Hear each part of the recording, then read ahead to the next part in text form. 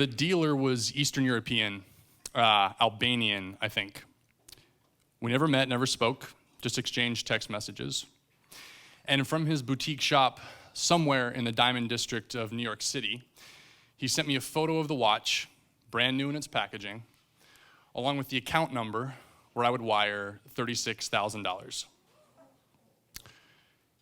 It was inconvenient, to say the least, being a 27-year-old high school math teacher with an obsession for luxury watches, particularly because I couldn't afford any. Brands like Rolex, Audemars Piguet, Patek Philippe, Omega, Cartier. I wanted one really badly. And I didn't care that these watches did nothing but tell time, that they didn't have any apps that updated you with notifications or tracked your steps. I was enamored instead with their simplicity, their utilitarianism, their beauty, cased in combinations of steel, white gold, rose gold, platinum, powered not by batteries and circuits, but by gravity, and an elaborate Rube Goldberg's type contraption of rotating cogs and wheels, all crafted by hand. The wisdom was, and still is today, to save for one. Maybe in 20 years, if you put away enough money each month, you can get one of your own, they told me. And that shit always pissed me off because, what if I don't want one in 20 years? What if I can't get one in 20 years? What if I'm married and my partner threatens to divorce me for even considering getting one in 20 years? What if I'm dead in 20 years? And so I said, fuck it.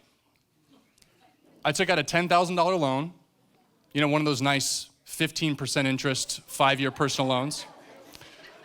I walked into the nearest Rolex authorized dealer, like I deserved to be there, and walked out with a brand new Rolex Submariner on my left wrist.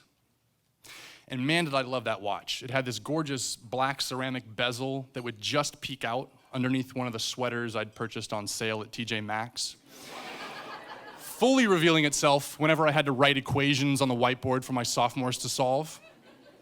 But I would always cover it up because it wasn't about flexing to me. It wasn't about showing off anything, but just knowing it was there, this thing that I'd coveted for so long with such intensity. It was cathartic. It was fulfilling.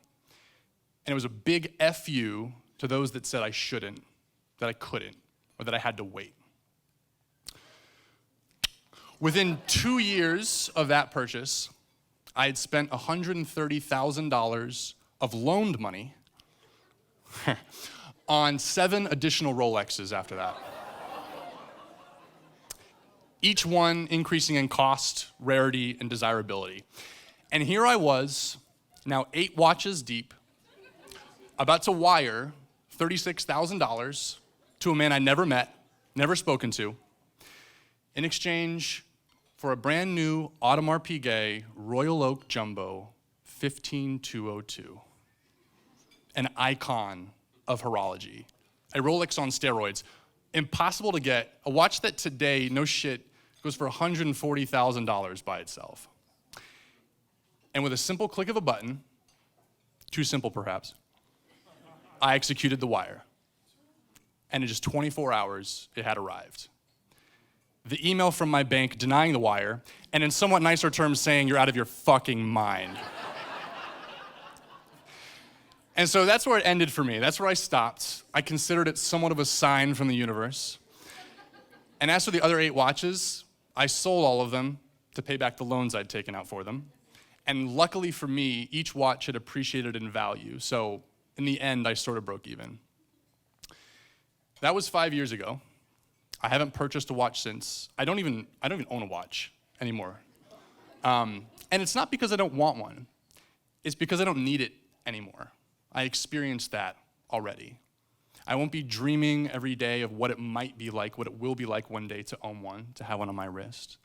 My soul, my mind now free to focus on other things that compel me.